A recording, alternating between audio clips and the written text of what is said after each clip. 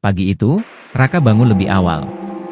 Setelah semalaman memikirkan rencananya, ia memutuskan bahwa hari ini adalah waktu yang tepat untuk pergi ke hutan larangan.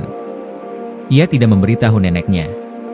Raka tahu neneknya pasti akan mencegahnya lagi, jadi ia beralasan ingin berjalan-jalan di sekitar desa. Namun, saat neneknya sedang sibuk di dapur, Raka diam-diam menyelipkan buku tua itu ke dalam ranselnya bersama sebotol air, kompas, dan senter. Ketika ia akhirnya sampai di jalan setapak yang menuju hutan, ia berhenti sejenak untuk mengatur napas. Di depannya, terlihat deretan pohon yang begitu rapat sehingga hampir tidak ada cahaya yang menembus. Udara di sekitar hutan terasa berbeda, lebih dingin, meskipun matahari pagi masih bersinar. Suasana hening, tidak ada suara burung atau binatang kecil. Hanya suara gemerisik daun yang tertiup angin perlahan. Raka menguatkan diri dan melangkah masuk. Setiap langkah terasa berat, seolah ada yang menahannya untuk tidak melanjutkan. Ia mencoba mengabaikan perasaan itu dan terus berjalan, mengikuti jalan setapak yang perlahan menghilang di antara akar-akar pohon besar. Semakin dalam ia masuk, semakin ia merasa bahwa tempat ini bukan sekadar hutan biasa. Setelah sekitar 30 menit berjalan, Raka mulai melihat sesuatu yang aneh. Di tanah, di antara dedaunan kering, ada sebuah lingkaran besar yang terbuat dari batu-batu kecil. Lingkaran itu dihiasi dengan simbol-simbol yang tidak ia kenali, mirip dengan yang pernah ia lihat di buku tua tadi malam. Ia berjongkok untuk memperhatikan lebih dekat, mencoba mengingat apakah buku itu menyebutkan sesuatu tentang simbol-simbol ini. Namun sebelum ia bisa berpikir lebih jauh, sebuah suara samar terdengar dari belakangnya. "Raka!" Raka terkejut dan langsung berdiri. Ia berbalik, tetapi tidak ada siapapun di sana. Suara itu sangat mirip dengan suara gadis dalam mimpinya, lembut, tetapi penuh dengan kesedihan. Ia memutar tubuhnya ke segala arah, mencoba mencari sumber suara, tetapi hanya ada pohon-pohon besar yang berdiri diam seperti raksasa tua. Ia mengambil napas dalam-dalam untuk menenangkan dirinya. "Ini pasti cuma perasaanku," igumamnya, meskipun ia tidak yakin dengan apa yang baru saja ia alami. Ia memutuskan untuk melanjutkan perjalanan, meskipun sekarang rasa takut mulai merayap di benaknya. Semakin jauh ia masuk ke dalam hutan, semakin banyak tanda-tanda aneh yang ia temukan. Lingkaran batu yang tadi ia lihat ternyata bukan satu-satunya. Ada beberapa lingkaran lain, dengan ukuran dan pola yang berbeda. Beberapa di antaranya terlihat baru, sementara yang lain sudah ditutupi lumut dan dedaunan, seolah telah ada di sana selama bertahun-tahun. Selain itu, Raka juga mulai memperhatikan hal lain yang tidak wajar. Pohon-pohon di sekitar hutan ini memiliki bentuk yang aneh. Batang mereka melengkung seperti sedang melarikan diri dari sesuatu.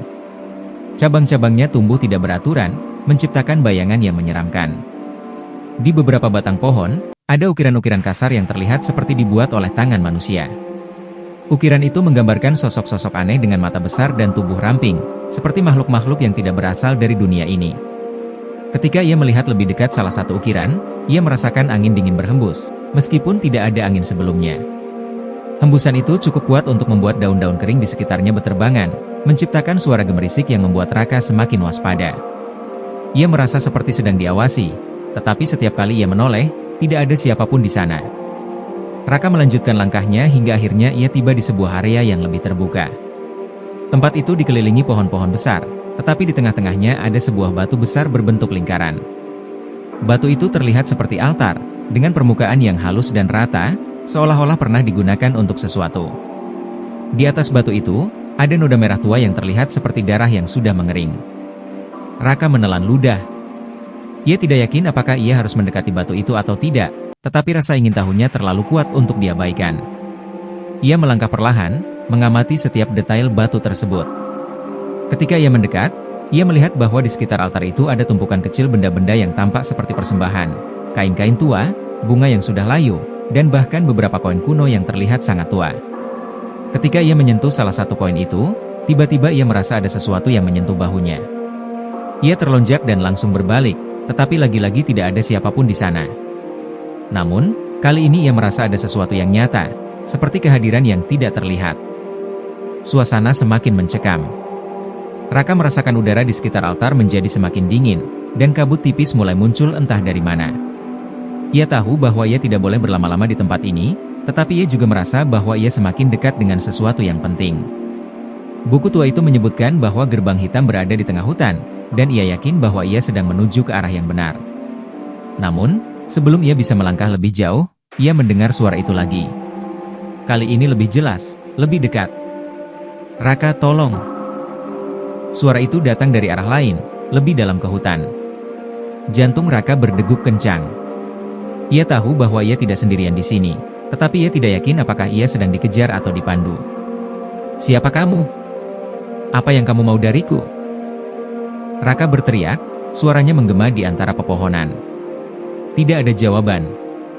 Hanya ada keheningan yang mencekam. Namun, di antara kabut, Raka melihat sesuatu. Sesosok bayangan kecil yang bergerak cepat, seolah-olah sedang mengintainya dari kejauhan. Bayangan itu terlihat seperti seorang gadis, tetapi sebelum Raka bisa memastikan, bayangan itu lenyap, meninggalkan Raka dengan lebih banyak pertanyaan daripada jawaban. Ia menarik napas panjang dan menguatkan diri. Apapun yang ada di sini, ia harus terus maju. Ia merasa bahwa ia tidak bisa berhenti sekarang. Apa yang ia cari, apa yang ia lihat dalam mimpinya, semua itu ada di sini, di dalam hutan ini. Dan ia bersumpah bahwa ia akan menemukan jawabannya, meskipun ia harus menghadapi ketakutannya sendiri.